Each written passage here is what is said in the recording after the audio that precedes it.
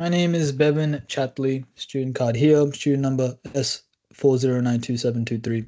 We're going to be looking at dynamic malware analysis. Prior to the malware being executed, 4 screenshots of Process Hacker, Process Monitor, Wireshark, and Redshot was taken prior to the malware being executed, so we have a reference point to begin with.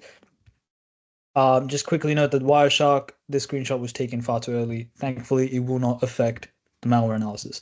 Redshot, the first shot was already taken, and this is so that prior to malware analysis, prior to malware being executed, a snapshot of the registry was already taken and can be used as comparison to when the malware is executed, aka the second shot. And from there, we can get this comparison file of all the registry changes taken that has taken place between the first and the second shot. The main things we're going to look at is the total number of registry keys deleted, which is 36,100, keys added, which is 94, and the total number of changes, which is 146,066. With this many changes, it's safe to assume that there is a clear indication of compromise, clear presence of the malware. With that many changes in such a short period of time, it also shows how severe the virus is, and it can be assumed that malware persistence was established by directly modifying the registry itself. This is a very good way of establishing persistence, as it is harder to trace and harder to detect, with fewer traces being left behind to identify. Now, process activities, we see this unknown executable file with a PID of 5368 on Process Hacker. Why is this unknown? Because we couldn't see it earlier before the malware was executed. And so it's safe to say that this is some way, in one way or the other, related to the malware or is the malware itself. Using Process Monitor, using the process tree, we've identified and located the same PID, the same process, and we find it to be a child process of this unknown, suspicious-looking executable file of a PID of 12,452. It's suspicious and most likely the malware because it's also an executable file. It belongs to an unrecognized company. It has an unrecognized, unorthodox, and a very long, absurd name. And it's disguised itself as a child process of Explorer.exe when it has no connection to it in reality. And so we can assume that this is the malware. So now we've identified the malware, let's look at network activities. Network activities, we see communication taking place between the VM of IP 10.0.2.15 and an unknown IP that we're going to find out who it belongs to. This frequent communication, though, suggests that it's most likely the command and control server communicating with the VM. Why?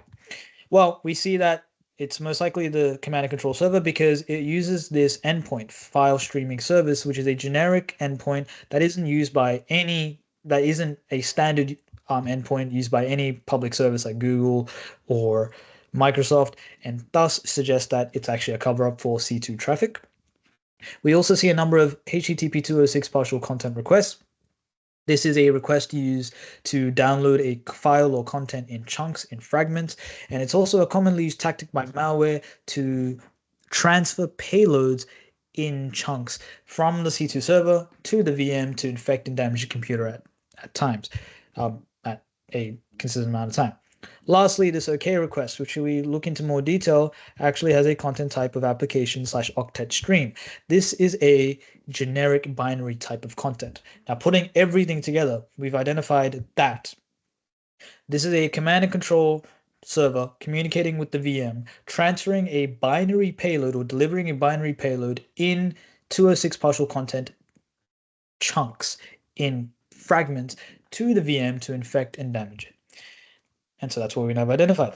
Now, lastly, for file activities, we took the IDs of the malware and the child process of the malware, and we also use the filters of Process Monitor to identify create file and delete file operations, to changes to files, to identify just how many file changes or additions and deletions have taken place in that short period of time that the malware has been active. And we see that there is 8 million processes and more coming, which just goes to show just how many file changes have taken place in that short period of time.